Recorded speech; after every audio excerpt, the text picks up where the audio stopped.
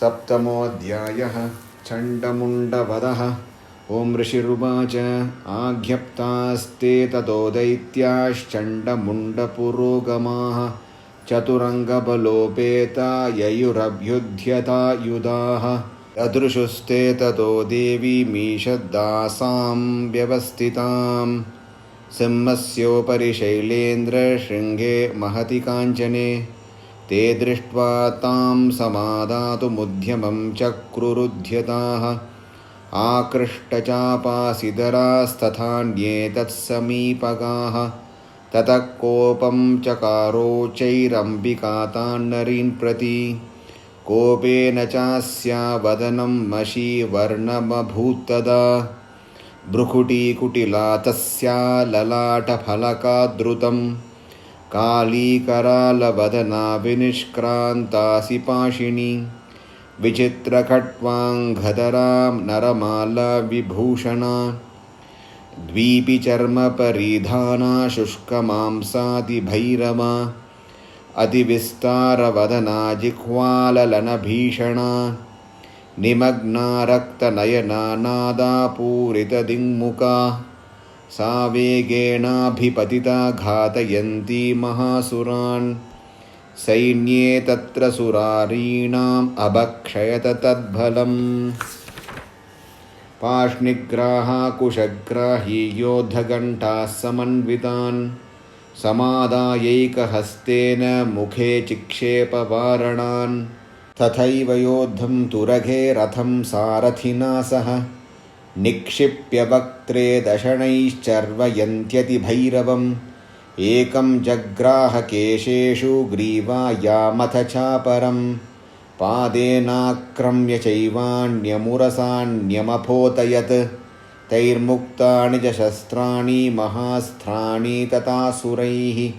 मुखेन जग्राहरुषा दशनैर्मथितान्यपि। बलिनां तद्बलं सर्वमसुराणां दुरात्मनां। ममर्दा भक्षयच्चान्यानन्यांश्चाताडयत्थता।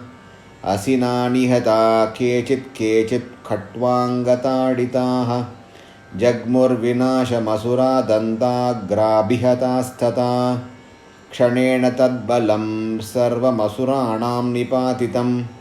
दृष्ट्वा चण्डोऽभिदुद्ध्राव तां कालीमतिभीषणां। शरवर्षैर्महाभीमैर्भीमाक्षीं तां महासुरः। छादयामास चक्रैश्च मुण्डः क्षिप्तैः सहस्रशः।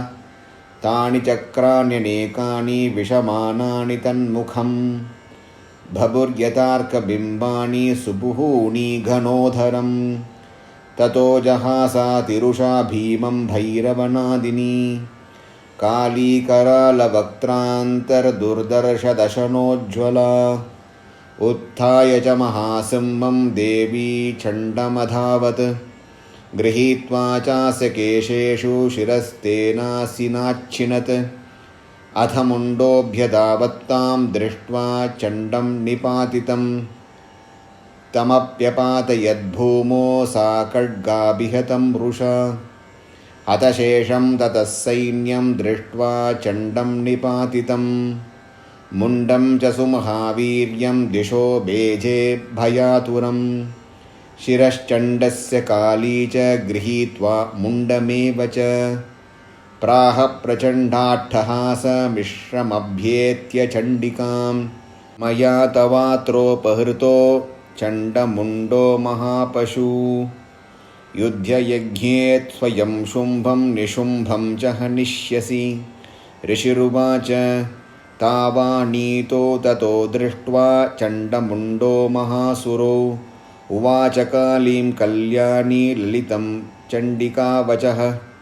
यस्माच्छण्डं च मुण्डं च गृहीत्वा त्वमुपागता। चामुण्डेति ततो लोके ख्याता देवी भविष्यसि। ॐ